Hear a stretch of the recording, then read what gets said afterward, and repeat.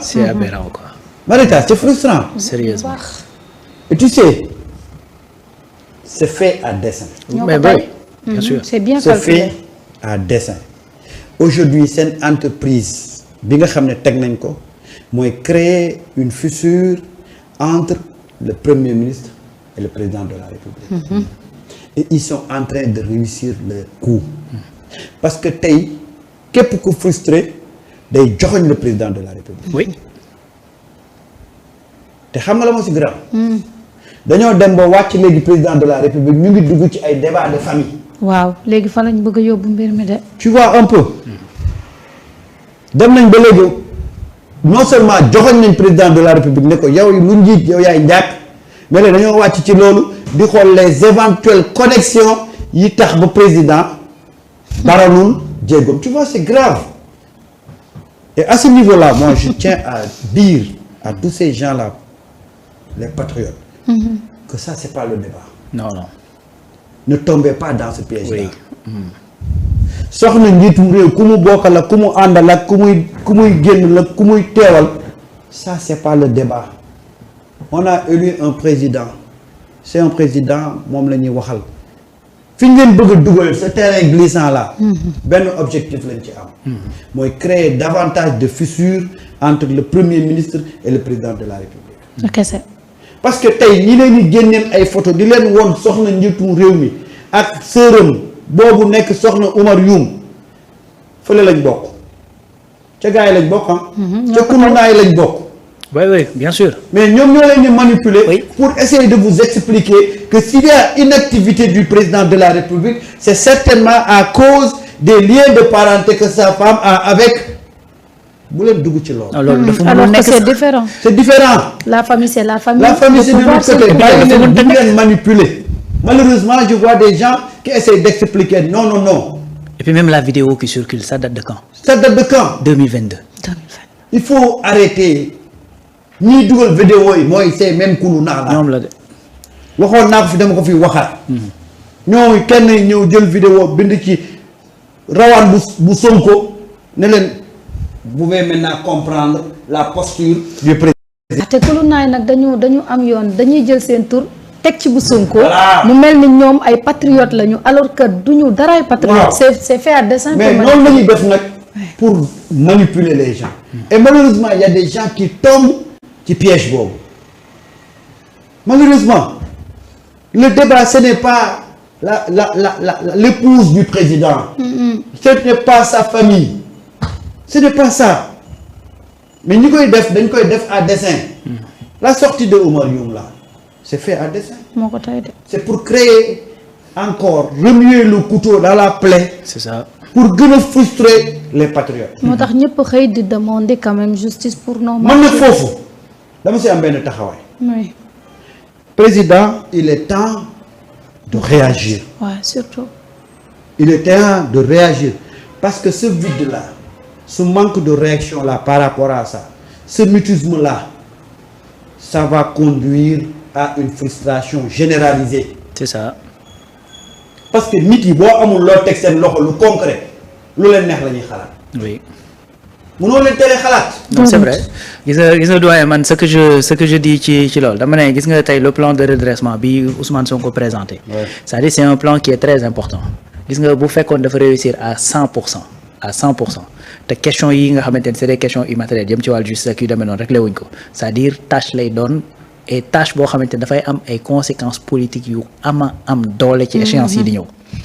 parce que les Sénégalais sont conscients que ni problème économique yi ñu am c'est-à-dire mënuñu ko liggéey ñii ci ñetti at ñii ci ñeenti at ñii ci juróomi at c'est-à-dire benn mandat doyul loolu les Sénégalais l'ont compris même ñi ci opposition bi chaque jour ñu rappeler leen loolu ne leen non dañuy wax rek mais lii mënuñu ko régler ci ñetti at yi donc ñi ànd ak ñoom tamit tey ay patriotes également ils savent donc les Sénégalais dans leur écrasante majorité xam nañ ni jafe-jafe économique ak bor bi ñu am ak yu demee noonu du lu ñuy régler ci ay ñaari at ñetti at juróomi at.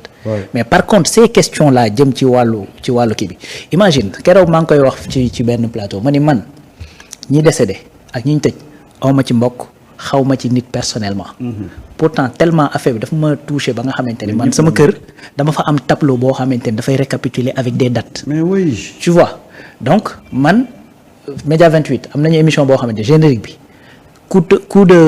tir audio tir bu Cheikh Wade bi moo ci nekk ci générique bi tu vois léegi imagine toi ndegam man la Oumar Youm mën a def lii réaction bi mu def ci déclaration asuma ñi ci ñàkkale très bien seeni frères seeni sœurs ñi nga xamante ni tey sax peut-être ñàkkuñu seen bakkan mais ñi ngi dund ak laago boo xamante ni mënatul a wér wallaay nga toog di déglu loolu et puis problème bi mooy da ngay dem a dem ba fi ngay mujjee yëf yi mooy est-ce que sax finalement Oumar Youm mi waxul dëgg waaw da nga naan est-ce que jaroon na ko keroog maa ngi wax ne tey am na ñoo xamante ni bi ñuy génn seen waa kër ne woon nañ leen policiers yi jaruñu ko tey su fekkee lii dafa am lenteur bi mais seen waa kër yooyu dañ naan leen gis ngeen lañ leen waxoon de loolu mën na laa gën a metti sax peut-être sa tànk bi nga ñàkk wala sa loxo bi metti wala. waa ji ñu wane woon mu ne moom dafa ci kaso bi dañ ko torturé ba mu ñàkk ngóoram.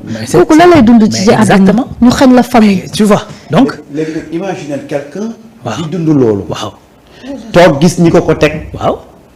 di leen attaqué ba leen ñu porter plainte. non looloo grave ci affaire bi. loolu yow da ngay dem ba finalement da nga naan mais waa ji di wax nii est-ce que finalement waxul dëgg donc affaire bi ñu ko réglé day indi jiixi jaaxa te loolu dafa commencé nekk man j'ai vu des gis nga dama gis benn commentaire boo xamante ni kooku moom dama nekk li ngay wax sax mi finalement dafa dem ba finalement dafa ne lépp Ousmane la parce que mooy ñu ko tànnal.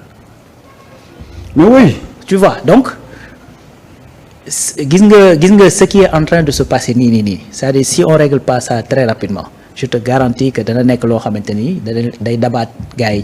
ci kanam day retourner contre ñoom ça c'est sûr et certain donc buñ ci amee volonté pour régler ko surtout effectivement cette justice là nga xamante ni parce que lii dëgg tey dëgg mooy que ni pourquoi ñuy joxoñ effectivement président et tout ça parce que moom mooy jiite l'exécutif. moom mooy définir la politique effectivement judiciaire.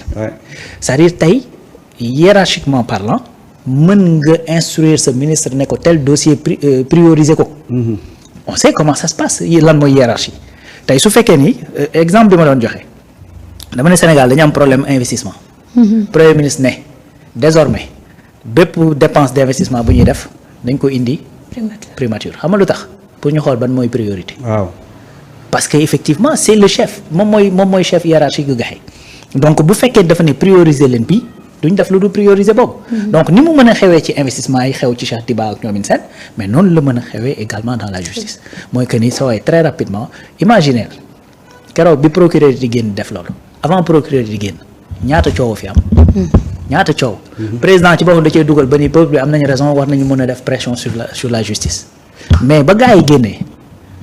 Sénégalais yu ci bari seen xel dafa dal ci ne gars yi ñu ngi liggéey ci affaire reddition des comptes surtout lu jëm ci wàllu rapport scientifique beeg kaaw Farba ak yooyu bi ñu génnee ba wax liggéey bi ñu ci def ni ñu ci defee diligence rapport yi ñu fekk daal di koy doxal li ñu jot a récupérer comme xaalis et cetera donc sur ce dossier là mais man je pense ne serait-ce que benn exemple Pape Abdoulaye Touré tudd na ay tur xam nañ ban jour lañ ko téye xam nañ ban commissariat lañ ko téye woon qu'est-ce qui se passe le ministre envoie juste une lettre pour lui dire que ñu ngi ci enquête yi mais tey su fekkoon ni loolu diligence am na ci et puis ni ñu ci war a doxee dox nañ ci et cetera man pour man dès l'instant que commencé nañ dox ci loolu mais di nga dégg ni déglu nañ diw parce que y a des gens qui ont ñu cité ay tur ñu tudd au moins ñooñ boo leen woowoon sax ñu xam ne ñii da nga leen woo commencé di leen laaj ci yëf yi ñu mën a xam 66 personnes yoo xamante ni consortium de journalistes yi moom la ñu wax ni moom la ñu jot a répertorier ñoo xamante ne leer na leen ni par bal lañ dee. bal moo